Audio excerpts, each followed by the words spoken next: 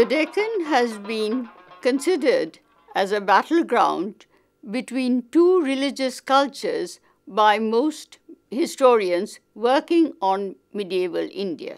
The river Krishna was considered to be the historiographical dividing line between Vijayanagar, which provided the Hindu bulwark, and the Bahmani kingdoms, which was ruled by successive generations of Muslim sultans.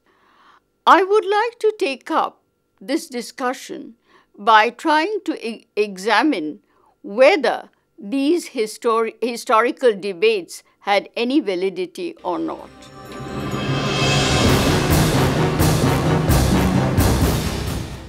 I would like to begin with the foundation of the Bahmani kingdom. Its founder was an Afghan whose name was Alauddin Hassan. He was patronized by a Brahmin named Gangu, and for a long time he was known as Gangu Hassan. Later, he himself took the title of Alauddin Hassan Bahman Shah. He claimed that it was after a half-mythical hero from Iran, Bahman Shah, that he derived his name. But some historians claim that it was actually after his Brahman protector that the name was given to him, but the kingdom ultimately came to be known as the Bahmani kingdom. Now, the Bahmani kingdom actually was continuously in conflict with Vijayanagar. But this conflict was very much more economic and political rather than for any religious reasons. The areas over which the conflict occurred were mainly three. One was the Tungabhadra Doab. This was extremely fertile, but apart from that, it also controlled some of the trade in the area. The other was the Krishna Kaveri Valley. And the Krishna Kaveri Valley had some of the ports located there, from which the products of the region found an outlet. Finally, the third and the most important area was what was known as the Maratha country or the Konkon coast, where Goa was situated. Now, through this area came actually the horses. And these horses were from Iran and Iraq. India did not breed very good war horses. So this was extremely important, and both sides were contending for these regions.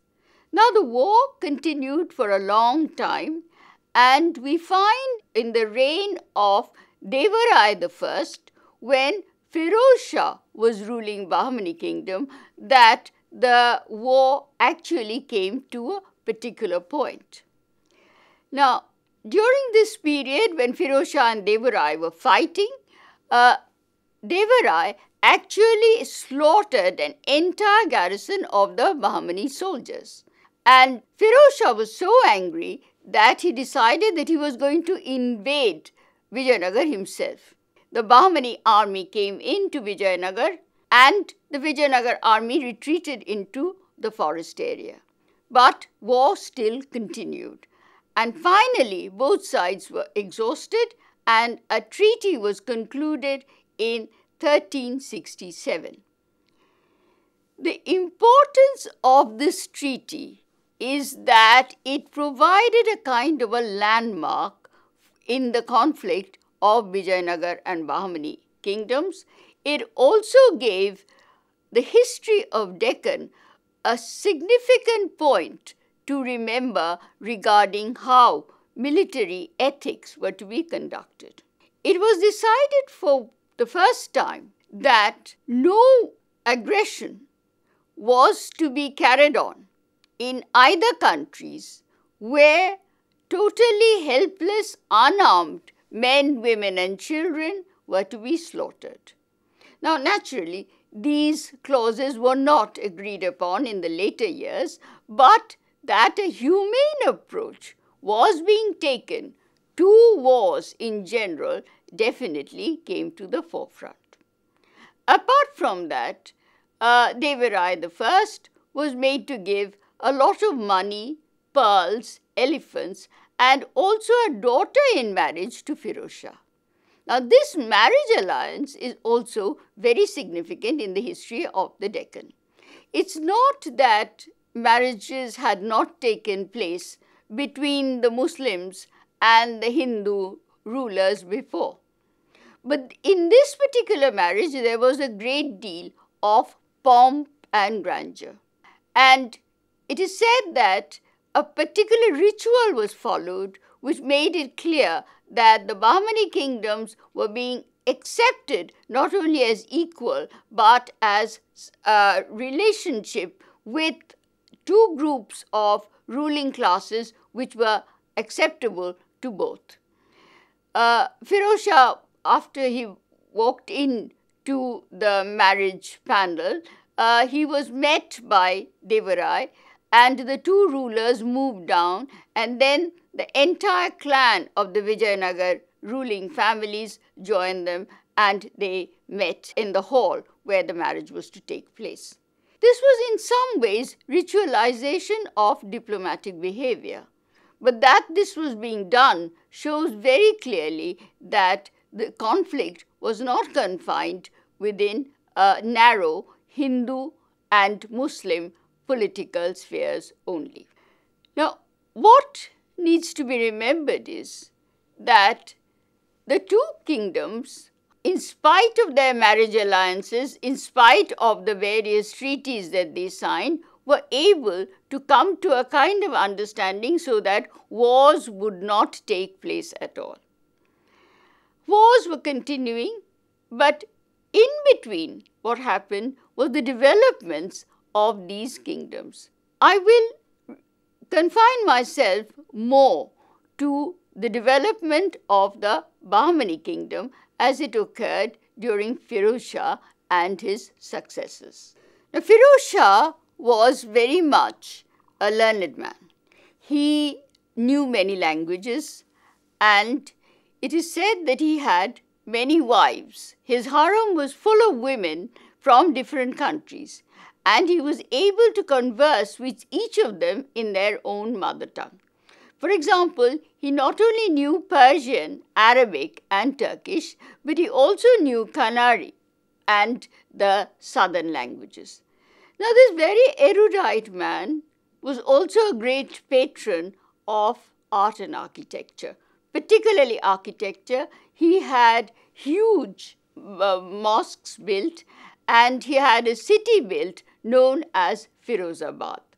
Now, all this showed that Bahmani kingdoms were undergoing a period of prosperity. But on the other hand, what we find is wars were also continuing. And after a period when Firoz Shah was defeated by the Vijayanagar army and contingent, he was forced to abdicate in favor of his brother Ahmed Shah. Ahmed Shah was a man who was considered to be very much more pious than Firoz Shah. But at the same time, Ahmed Shah realized that the Bahmani kingdom must keep on expanding. And if that meant that they were going to fight with the Muslim powers in the south and the Deccan, they were prepared to do so. One of the important developments during the period of Ahmed Shah was Warangal, which had at one point helped the other enemies of the Bahmanis, was now taken up as a target, and Ahmed Shah marched against Warangal and actually tried to defeat them. So you see, the arena of war was continuously expanding. But even then, during this period, there were also other developments. For example, during this period, a Persian adventurer rose to power. His name was Mahmud Gawan. He came to the Bahmani kingdom, and they realized, and he entered the services of the Bahmani kings. They realized that he was a very talented man. He was picked up and given a title, Malik-ul-Tuzar, but after a while, he became the prime minister and was called Peshwa. Now, Malik Gawan was a very learned man. Apart from that, he was also a very good administrator. He divided the kingdom into various districts, which were called tarafs, and these were now being governed by men who were known as tarafdars. Now, this kind of an administrative setup was very important for a country which was trying to centralize its powers. So, in a way, men like Muhammad Gawan brought in ideas from outside the Bahmani kingdom, but at the same time, having applied them and brought it under a cohesive system, they made the prosperity of Bahmani kingdom absolutely sure. After a particular period, Mahmud Gawan had to come up against the hostility of the nobles. Now, this is something that we have to remember also.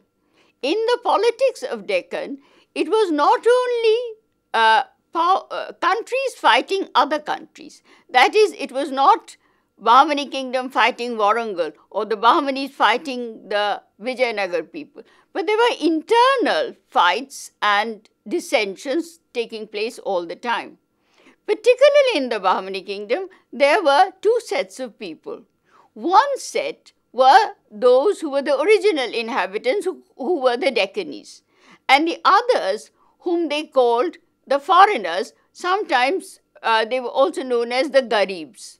Now, Mahmud Gawan was after all from Persia, and it is said that he was never accepted by the nobility, though he made many overtures to the Bahmani nobles and tried to win them over.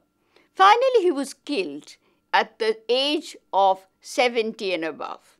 And then the whole administrative structure that he had very carefully built up was actually under collapse.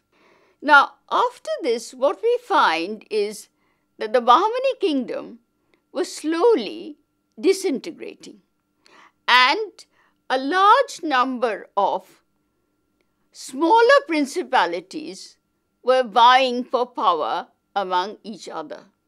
The three which became very important was Bijapur, Golconda and Ahmednagar. The areas around which they fought were actually Sholapur and a few other territories that belonged to the Bahmani kingdom as well as to the Vijayanagar kingdoms. But they were able to do one thing. All these powers at one point were able to combine, and they defeated the Vijayanagar kings at a battle called Banihatti in as late as 1565. It was in 1565 that finally the Vijayanagar Empire collapsed and gave way to these smaller kingdoms which were coming into power and who ultimately fought against Akbar.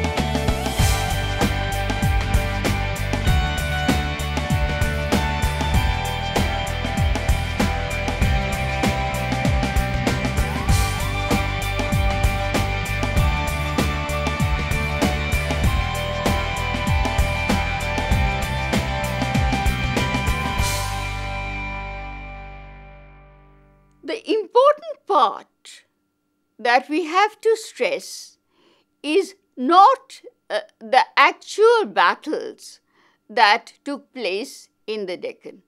What we have to try and analyze are the different characteristics of Deccani politics from the other regions.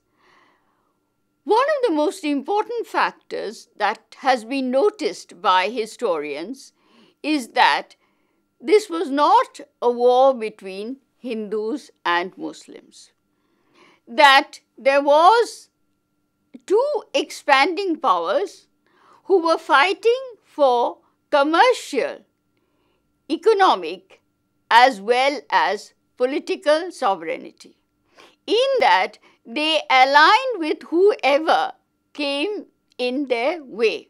One was the Marathas.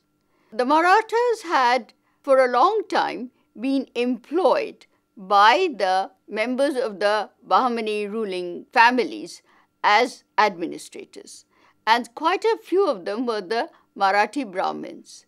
In the later period, we find that they had gained more in terms of their political power. In some ways, they acted as a kind of a contrast to those who were coming in from Iran. And those who were coming in from Iran were also members of the Shia community. So actually, the Deccan politics, both in terms of its internal affairs and in terms of its exposure to foreign culture, was actually much larger than we have imagined. The Marathas appeared later on to be a force which was there definitely to contend with by the Mughals in the Deccan. But at the same time, the coming in of the Shias also proved an important point, because once the Shias were leaving Iran, they found greater patronage under Akbar when he became the emperor of the Mughals. But the fact that they had settled in the Deccan first gave them an earlier opportunity. The second thing that we have to remember about Deccan politics is that it was not limited only to their geographical region. It was also linked with what was happening in northern India. Thus, the transformations in the administrative structure and the political changes that were occurring in North India definitely had a bearing on what was happening in Deccan. The third is a very much more cultural phenomena. This was the arrival and the spread of Sufi doctrines in the entire country. It is quite true that the Sufis had come to northern India and had settled down in Delhi. These Sufis were offering an alternative to the orthodox Islamic culture that prevailed in the region. We find that some of the important Sufis who were followers of the Chishti order had also come to the Deccan, and the Bahmani rulers had given them protection. They had also offered them land and let them settle down in terms of hermitages, and the Deccan therefore, particularly the Bahmani kingdom, became an important center of Sufi religious authority, which was considered to be unlimited. The other thing that we have to remember is that along with the coming of the Sufis, the building of the Khanqahs, there were now religious institutions like the madrasas and the colleges of divinity. And Feroz Shah had started patronizing them. Muhammad Gawan had also helped in building madrasas, and we find in the later years tremendous building activity going on in this entire region. Now, one of the important things was the contrast with, in terms of style, between the two forms of architecture that were developing quite fast in the Deccan during this period. One was the temples that were growing up in the Vijayanagar area. And not only temples, but even palaces and other structures which were secular were actually illustrated and decorated with a lot of plastic exuberance, that is, figurative motifs and vegetal and ornamental drawings. Whereas the architecture that was followed in the Deccan was actually what was brought from Iran and from Central Asia. It had a definite Islamic character. The arches, the domes, and the use of building materials like cement and mortar gave it a different kind of a look altogether. There was a penchant for light and space which was not there in the temples, and this again opened up the whole scheme of architecture into another area.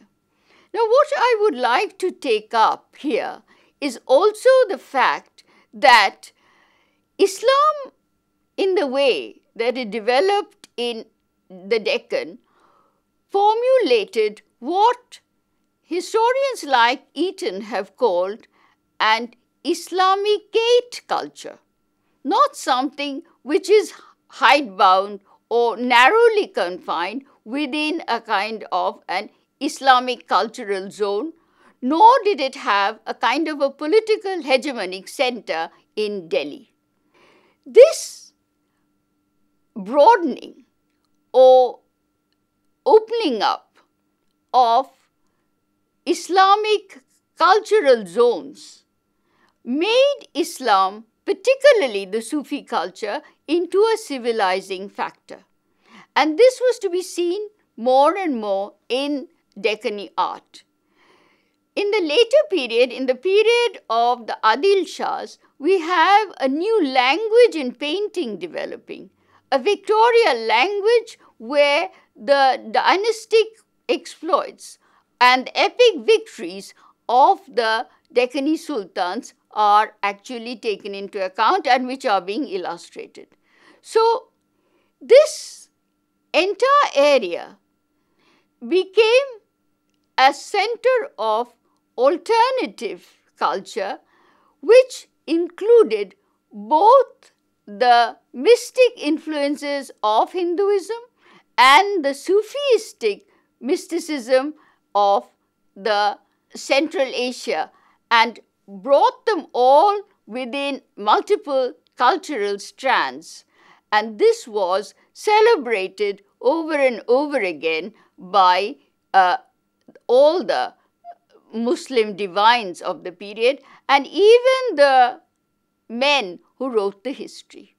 Now, the question to which I shall come back in terms of my conclusion is that why was this attitude adopted by historians of medieval Deccan that the river Krishna was actually a historiographical dividing line between a Hindu Deccan and a Muslim Deccan. This actually came from some of the medieval historians of the Deccan themselves. These men like Tabatabai, like Ferishta, were people from Iran, and they saw this whole region as a place of cultural colonization. They looked upon the non-Muslims as infidels, and those who were of an inferior educational breed as completely subservient to what should be the Islamic cultural norms of the ruling class. But even while their writings celebrated in a kind of epic form the victories of their patrons, they were being sucked into the regional political literature which gave rise to another kind of historical consciousness.